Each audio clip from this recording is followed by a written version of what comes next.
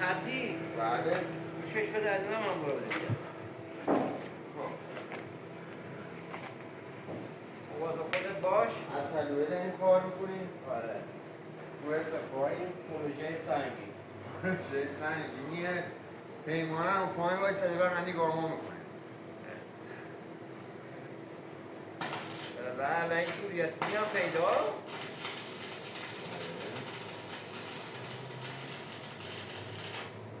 سیاره همین.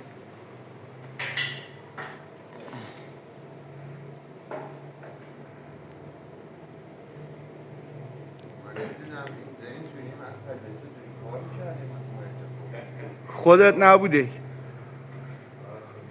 گرما خودت نبوده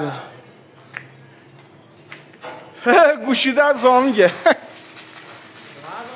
گوشی علی خوبه بسه آره لحظه بفرستش برام. ایشین بابام خبر کلاس بذاریم من رو تیر آهن کار میکنم آرامو نمیدونن که زیری پادا 4 بار باید ببندیم توری باید بکشیم یه وقت نیفتی پایین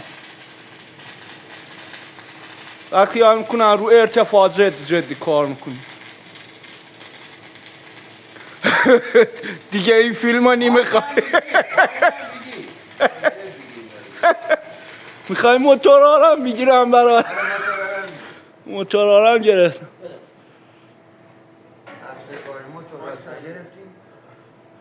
دوربینت خوبه اوستا من دیگه بسته دیگه دستم درد گرفت